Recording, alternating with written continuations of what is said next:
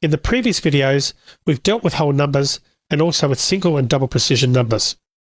In this video, we're going to talk about two additional primitive types in Java, the char and the Boolean primitive type. Let's define our first char variable. Char, my char, equals, single quotes, D, semicolon. Here, we put the letter D in single quotes. That could be any single character, for example, a letter, a digit, or any other character like an exclamation mark, a hash, a dollar sign, and so on. It is important to understand that the char is different from a string. If you recall, we've used literal strings before, and that's where we've typed some text in double quotes. We haven't really used a string variable yet, but we'll be doing that in upcoming videos.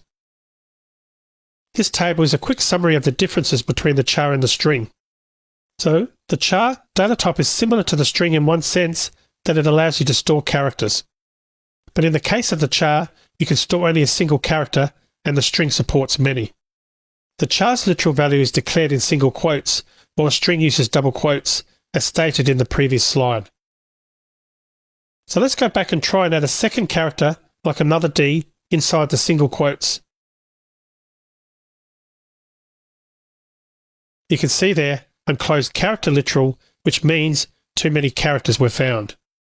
Java expected to find only one character, followed by a single quote, but it found an extra character before the second single quote. It is literally only allowing us to save one character.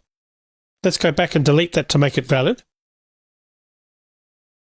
You might be wondering now, just how useful is this type?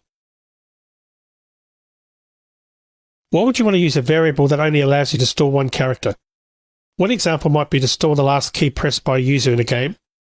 Another example might be to loop programmatically through the letters in an alphabet. Chars were much more relevant when Java was released in the late 1990s compared to today, with much faster computers that have got lots more memory. So in these days, you don't need to focus so much on saving memory.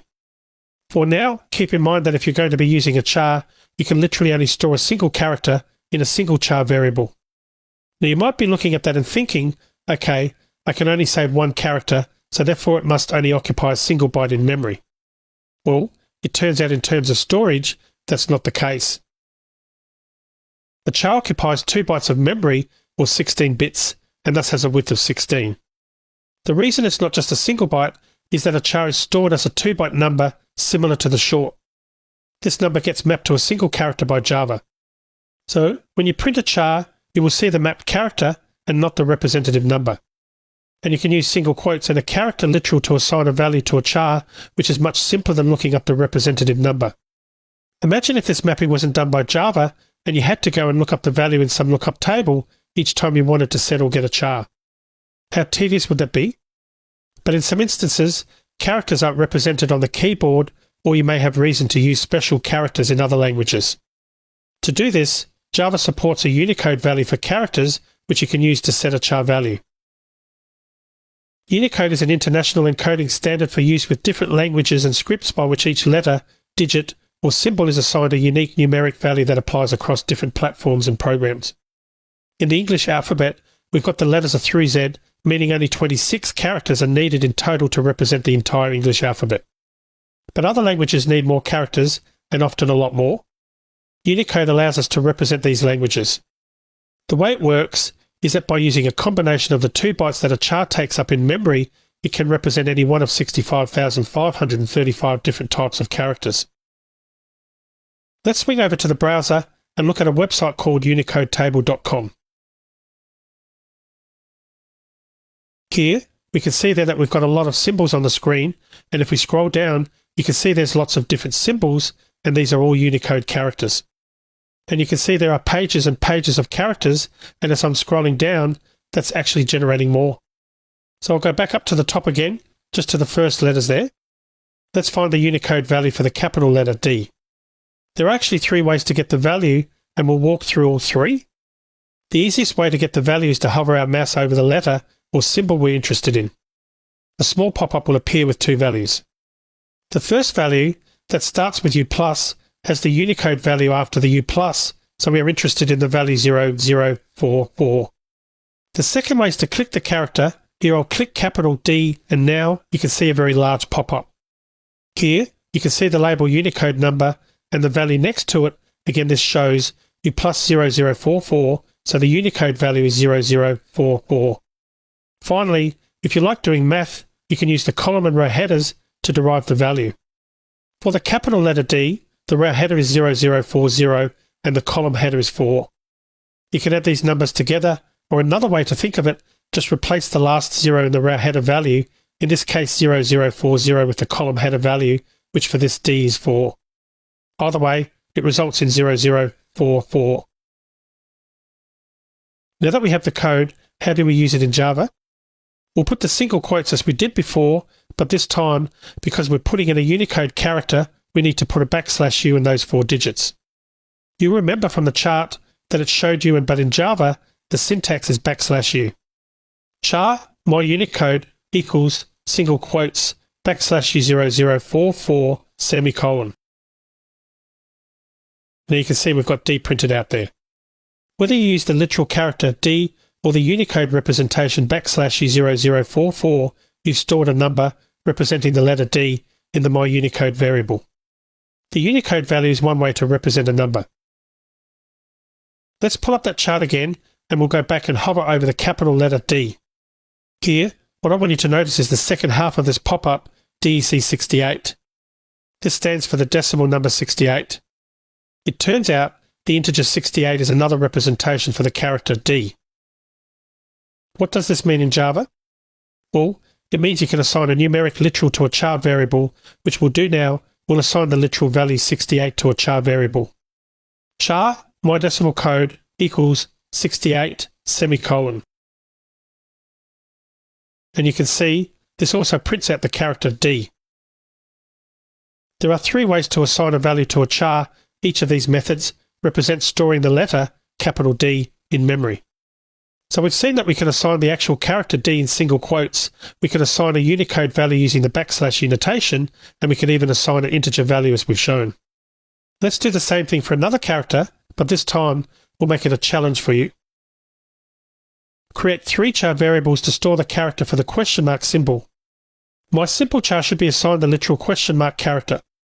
My Unicode char should be assigned the Unicode value for the question mark.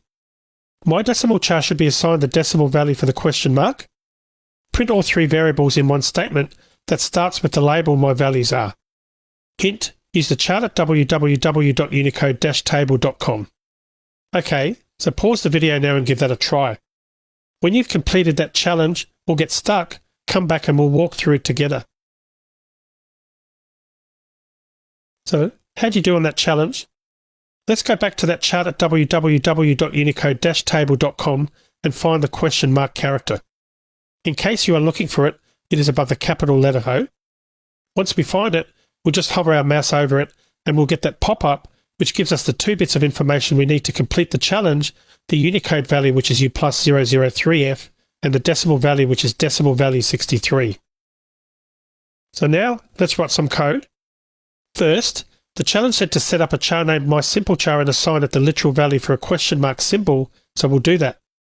Char mySimpleChar equals single quotes question mark semicolon. Next, we need to use the Unicode value, which we said was 003F, so let's do that, remembering that we use \u and not the U plus from the chart. Char myUnicode char equals single quotes \u003F semicolon. And the third variable is a char named myDecimalChar, and we're going to set that to a number 63, which we also derive from the chart. Char myDecimalChar equals 63 semicolon. So in all 3 cases, JShell printed out a question mark. Now let's print these out using system.out.print. System.out.print, opening parentheses, double quotes, my values are plus mySimpleChar plus myUnicode char plus myDecimalChar, closing parentheses, semicolon. And you can see the output. My values are question mark, question mark, question mark. And that completes the challenge, so good job if you were able to do that. And hopefully now you understand why you'd use a Unicode value and how to look one up. So now the final data type we want to talk about is the Boolean. A Boolean value allows for 2 opposite choices true or false, yes or no, 1 or 0. In Java terms, we've got a Boolean primitive type, and it can be set to 2 values only, either true or false. The wrapper for Boolean is Boolean. Booleans are actually pretty useful, and you will use them a lot when you're programming. What we want to do now is create a couple of Boolean variables. Let's go ahead and do that. Boolean, my true Boolean value equals true, semicolon. Boolean, my false Boolean value equals false, semicolon. So a Boolean can have one of 2 values. It can either be true or it can be false.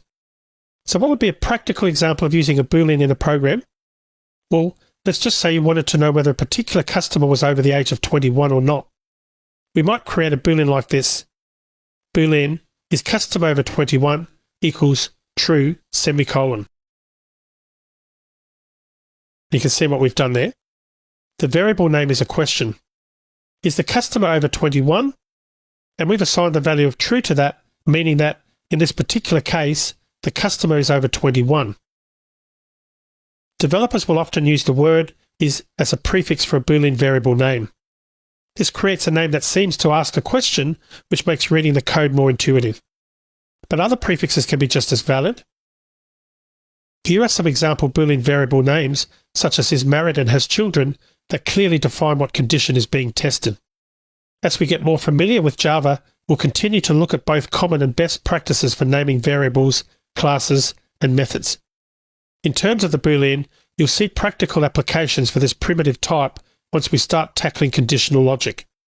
So, at this point in the course, we've covered all of Java's primitive data types. In the next video, we'll do a quick recap of these types, then we'll move from just using string literals like our simple hello world example to using string variables. Let's move on now to the next video.